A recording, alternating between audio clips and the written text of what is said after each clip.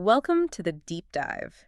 Today, we've got a really urgent mission, actually. We're plunging into this incredibly complex world.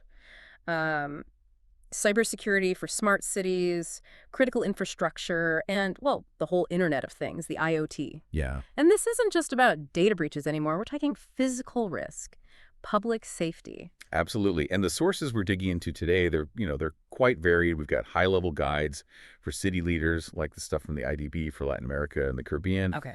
But we've also got these really rigorous technical standards, like the NIST frameworks for industrial control systems. And they all point to the same thing: digitalization, especially after COVID-19. It just took off. All right. And it's created this huge attack surface that, frankly, most organizations just aren't ready to defend.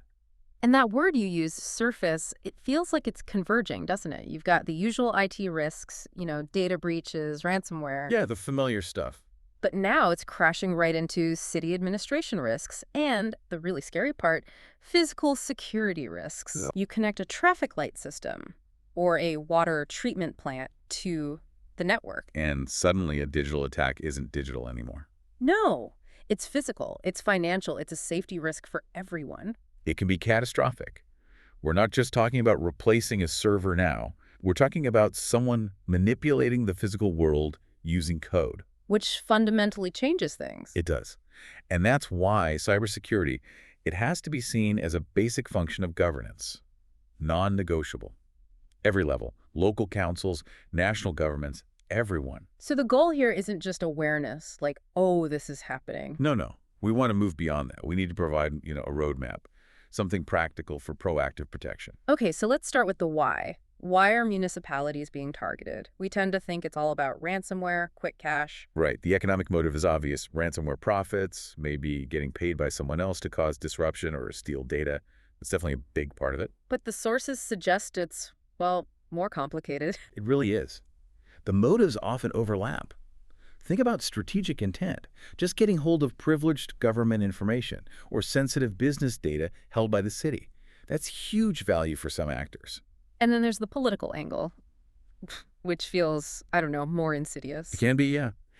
We're seeing attacks designed specifically to influence how citizens think or vote, or maybe just to erode trust in public services, make the government look incompetent. Or worse. Or worse, destabilizing sovereignty, trying to push for regime change. These things happen. Local governments become proxies, you see. They hold sensitive data, they run visible services, they're politically exposed. Makes sense. And we can't forget the smaller scale stuff, too.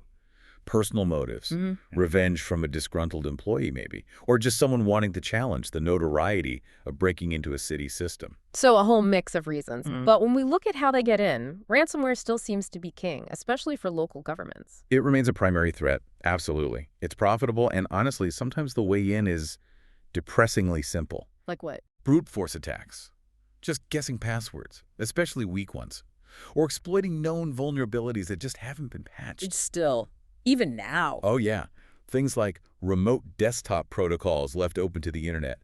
Or, and this is shocking, sometimes it's vulnerabilities in really old tech, like dial-up modems still hanging around for some legacy system access. Wow. Dial-up. I know. Once they get that first foothold, though, they deploy sophisticated ransomware. We hear about things like Quillen, which specifically targets critical sectors, manufacturing, government. The impact is immediate and devastating. And the sources mentioned the Atlanta ransomware attack from 2018 as a sort of cautionary tale. Oh, Atlanta is a classic case study. It really shows what happens when underinvestment meets a determined attacker.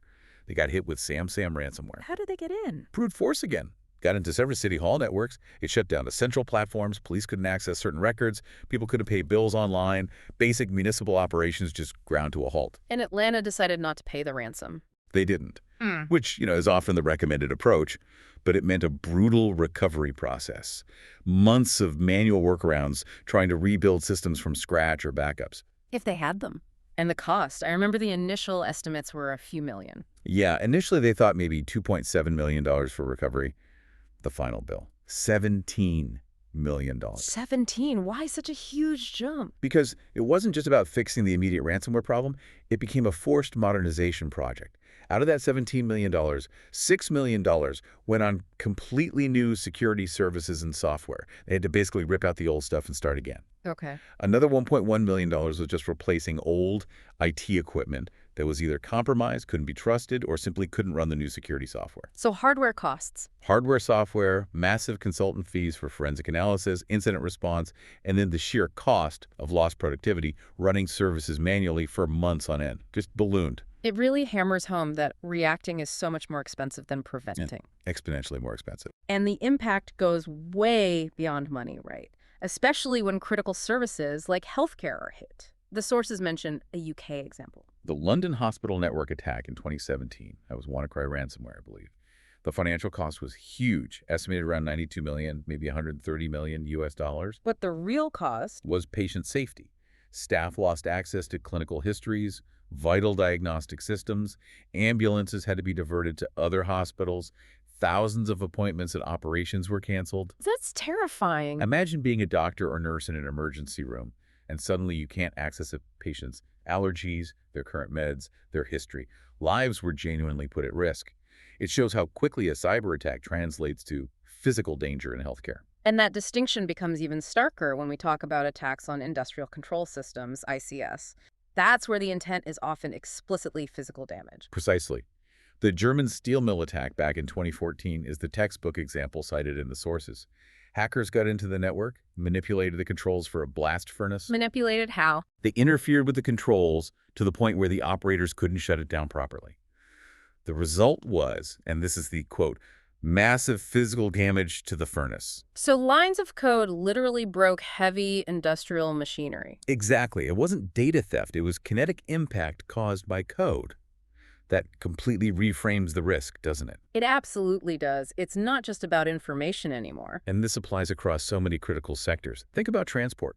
Systems like positive train control, PTC, highly automated. For safety, right? Collision avoidance, speed control. Yes, but if a malicious actor gets control, they're not trying to steal passenger data. They could try to trigger an emergency stop inappropriately, Okay. or worse, interfere with signaling or communications in a way that could potentially lead to a derailment. The goal is physical disruption or harm. Even systems that maybe sound less critical, like building automation systems, BAS. Even those. BS controls heating, ventilation, air conditioning, HVAC, lighting, physical access. Imagine an attacker shutting down the cooling in a city's main data center. Oh, wow, yeah. Servers would overheat fast. Exactly. You could cause permanent physical damage to critical hardware just through temperature control. Yeah. That's a permanent denial of service, PDoS, caused by overheating. Or they could unlock doors, disable security cameras, create physical vulnerabilities. So the automation, while efficient, creates these direct pathways for physical harm if compromised. That's the cyber-physical risk in a nutshell. The automation is the leverage point. This whole escalating threat picture across IT, healthcare, physical controls, it just underscores why robust defense is so critical now. Yeah. If you're involved in running city services, managing infrastructure, you need that end-to-end protection. You really do. And this is exactly why we're so grateful for the support of sponsors who are tackling this challenge head-on, starting with those focused on securing our connected urban centers at the macro level. Check out www.cybersafe.city. They're really working to help make our smart cities secure. Okay, so moving into the defense side, section 2. The first step is just understanding the sheer scope. What are we actually trying to defend? The sources define it as an ecosystem, right? Yeah, an ecosystem. You've got the citizens, they own the data, they receive the services. You've got the communication platforms, and then all the physical and digital assets. And within those assets, there's a distinction. Information security folks talk about main assets versus support assets. The main asset is the actual service, like providing clean water, managing traffic flow. Okay. The support assets are everything that makes that possible. The hardware, the software, the network, the staff operating it, even the buildings housing the equipment. So things like network segmentation or staff training, they aren't just IT things, they're support assets for delivering clean water. Exactly. And city managers need to see it that way. But the biggest challenge in managing all these assets, it's the absolute explosion of the Internet of Things, IoT. The numbers are staggering. The sources mentioned estimates from 2020 suggesting IoT devices would outnumber people 5-to-1 globally. Something like that. And it just keeps growing. This massively expands the attack surface in ways traditional IT security wasn't really built for. It creates these unique risks. Like the homogeneity risk. That one seems particularly scary for cities. It is. A city might deploy Thousands of smart streetlights or smart water meters, Yeah. often all the exact same model from the same manufacturer. Right. Bulk purchase. Makes sense economically. But if a single security flaw is found in the firmware of that specific model, bam, you've instantly got thousands of vulnerable entry points across your entire infrastructure. The attacker's leverage is maximized. And then there's the life cycle problem. These things stick around for ages. They do. Your work laptop gets replaced every, 3, 4, maybe 5 years? If you're lucky. Right. But an industrial sensor or even a smart fridge in a municipal building's kitchen, that might be designed to last 10, 15 years. But the software support. Exactly. Yeah. The manufacturer might stop providing security patches or updates after just a few years. So you end up with these devices that are physically working fine, but are running obsolete, vulnerable software. They become permanent security holes on your network. Unpatchable vulnerabilities. Pretty much. And they jeopardize everything else connected to them. And we already touched on the physical link with IoT, the PDS threat, permanent denial of service. Yeah, where hacking the device doesn't just stop it working, it physically breaks it. Corrupting firmware in a way that bricks it, or manipulating power controls to deliberately overload and fry the circuits. We're seeing this considered for connected cars, industrial components, even home devices. Beyond the physical damage, there's the data privacy aspect too, amplified by the sheer scale. Oh, absolutely. Think about all of the data these devices collect. Video feeds from cameras, location data, environmental sensor readings. It's a torrent of real-time information. And trying to anonymize that. It's becoming virtually impossible to do perfectly. Even if data is initially de-identified names removed, etc., the sheer volume and granularity allow for re-identification using sophisticated analysis techniques. You can correlate different data streams and figure out who's who, track their movements, profile their habits. Which leads to potential discrimination or misuse. For sure. It's a huge privacy challenge. This whole expansion really brings us to that critical convergence point. IT and operational technology, OT. Right. The traditional OT world, the SCADA systems, the PLCs controlling power plants, water systems, manufacturing lines, they used to be isolated, air-gapped. Physically separate networks. Exactly. But the push for efficiency, for predictive maintenance, for real-time data, that's driving the industrial IoT, the IIoT. And it's blurring those lines, connecting OT systems to IT networks and sometimes the internet. Which demands a completely different security mindset, doesn't it? Fundamentally different. In standard IT, we usually worry most about confidentiality, keeping secret, and integrity, making sure data isn't tampered with. Availability is important, but often secondary. But in OT. In OT, particularly in industrial control systems, the absolute top priorities have to be availability and safety. Okay, pause there. Why is availability number one, even over confidentiality? Because the logic executing in that PLC, that controller, it's directly impacting the physical world right now. If a security measure requires you to constantly reboot a critical pump for patching, or if it introduces even tiny delays, latency, and control signals, That could cause a physical failure. or a safety incident. A pipeline could overpressurize, a safety valve might not respond quickly enough, a whole power grid could become unstable. You simply cannot compromise the continuous real-time operation of these critical physical processes. So shutting down a system to check data integrity might be standard in IT, but catastrophic in OT. It could be. Saving the data might cause an environmental spill or endanger lives. So security solutions in OT must be designed around maintaining uptime and ensuring the integrity and timeliness of the control process itself. Safety is inextricably linked to availability. Which forces a very specific architectural approach. You mentioned segmentation earlier. It's the cornerstone. The NIST guidance, all the OT security best practices, they hammer this home. Rigorous network segmentation and segregation. You must prevent direct traffic flow between the corporate IT network and the industrial control network. How do you actually build that separation? Firewalls. Firewalls are part of it, but you need more. The key concept is creating a demilitarized zone, a DMZ, between the IT and OT networks. Okay, unpack DMZ in this context. What does it look like? Think of it as a controlled buffer zone. You place specific servers in this zone, sometimes called jump hosts, bastion hosts, or application proxies. Any communication attempt from the IT side trying to reach the OT side has to terminate on these servers first. So nothing gets through directly. Nothing. These intermediary servers inspect the traffic, they might sanitize it, they act as a strict gatekeeper based on predefined rules. They ensure only authorized expected communication gets anywhere near the actual controllers or SATA systems.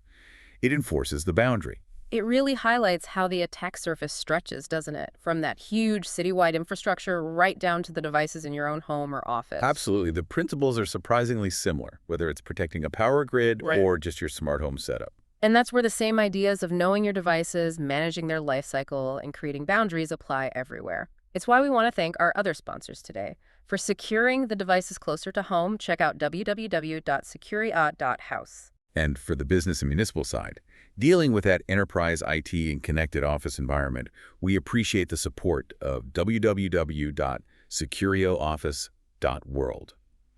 The fundamentals of boundary protection, knowing what's on your network, and managing updates, they scale from the house to the city hall. So we've established this is much bigger than just tech, it's governance. The G20's Global Smart Cities Alliance even calls cybersecurity a cross-cutting element.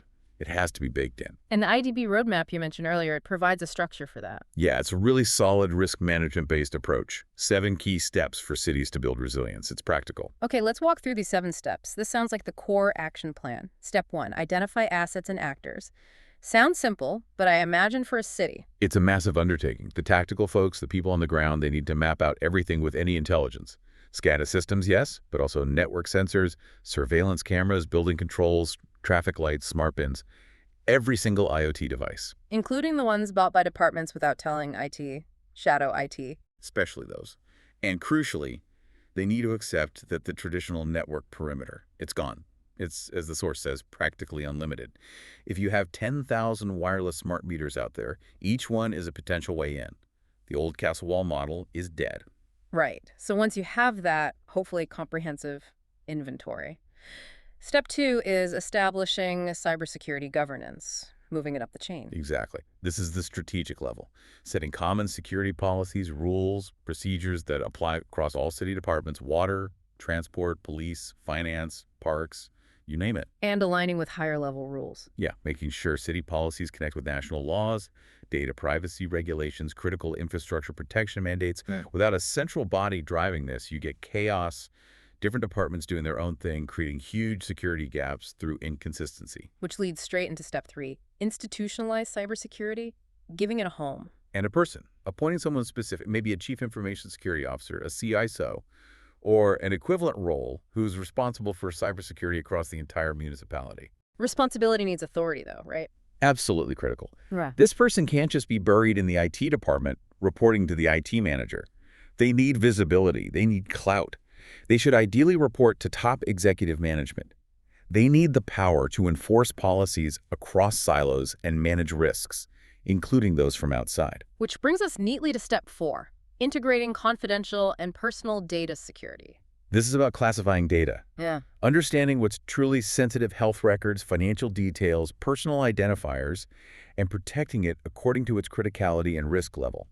Encryption is key, both when data is moving, in transit, and when it's stored, at rest. And the whole anonymization thing, we hear that word a lot. We do, but the sources are pretty clear. Achieving perfect anonymization is getting harder and harder.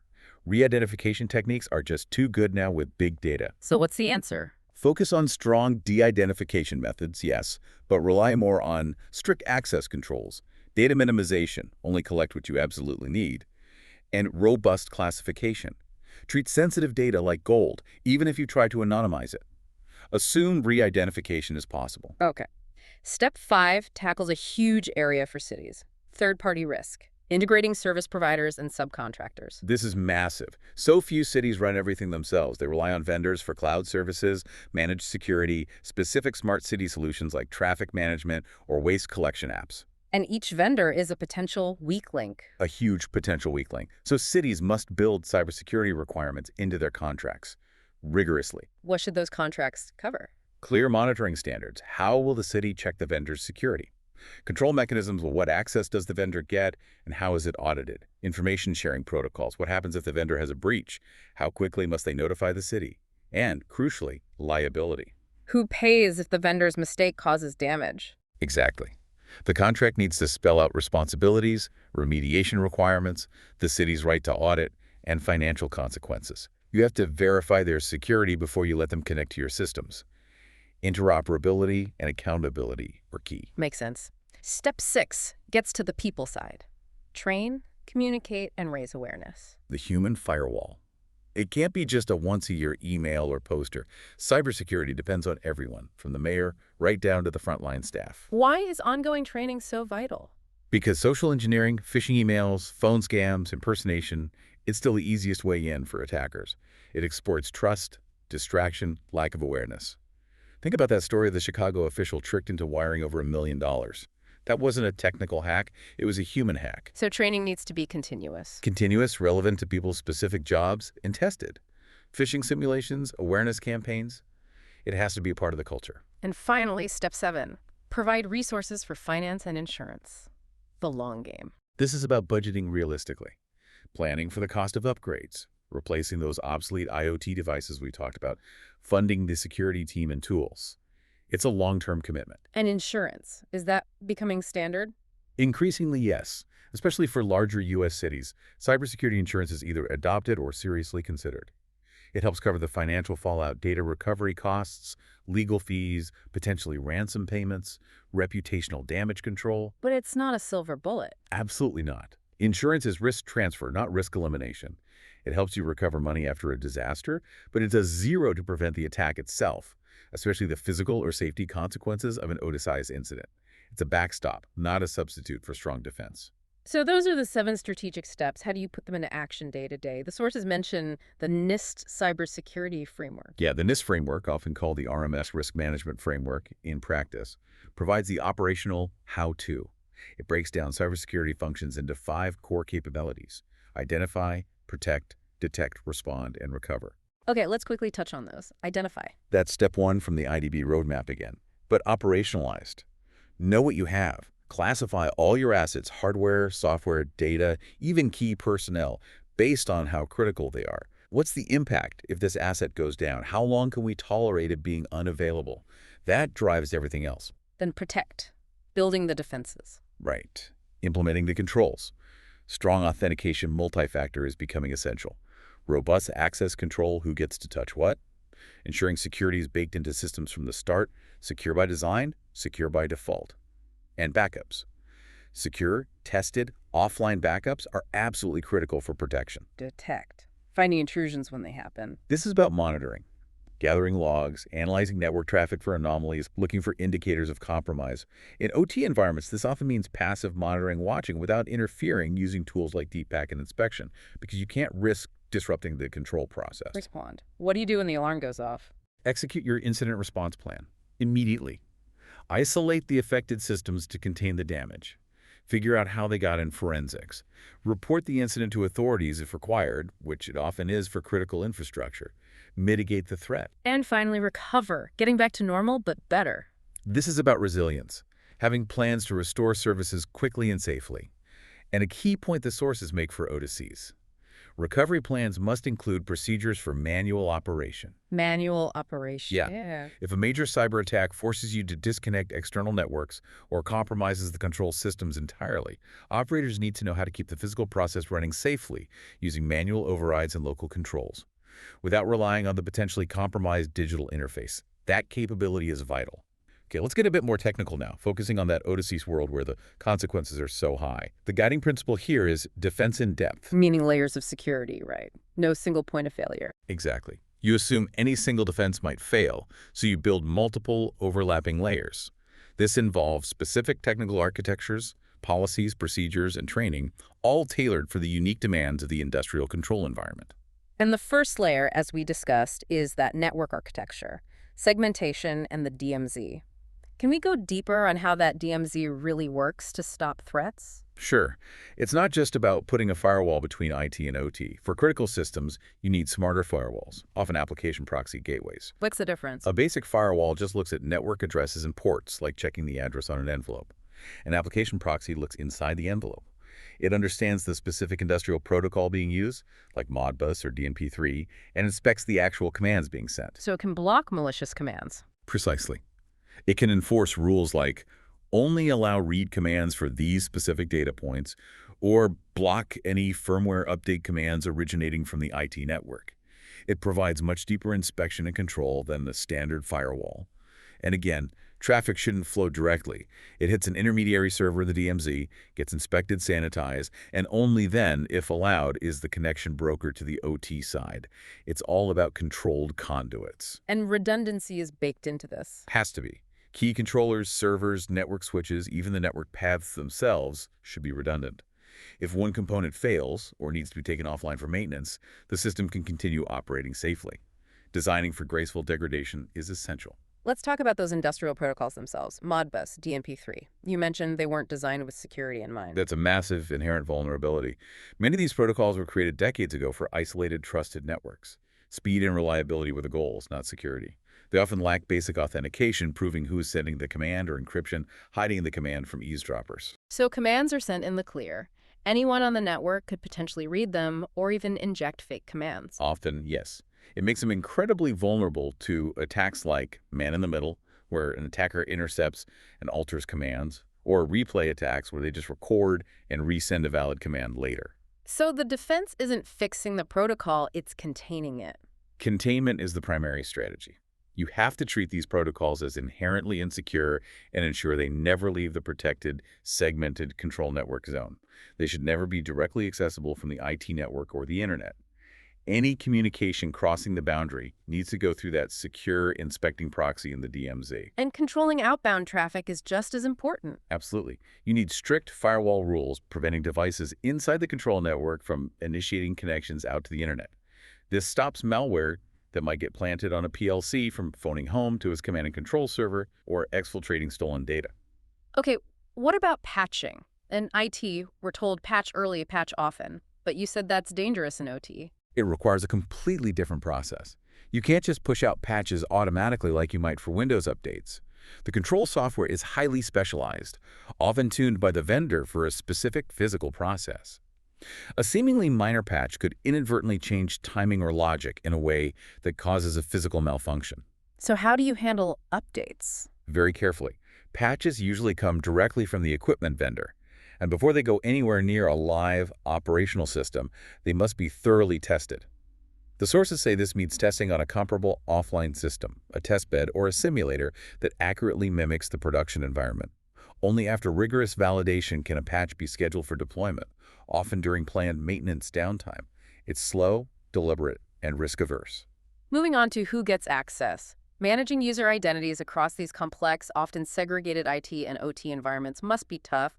NIST pushes hard for more than just passwords. Multi-factor authentication, MFA, is really becoming a baseline requirement for accessing critical systems, especially for any kind of remote access.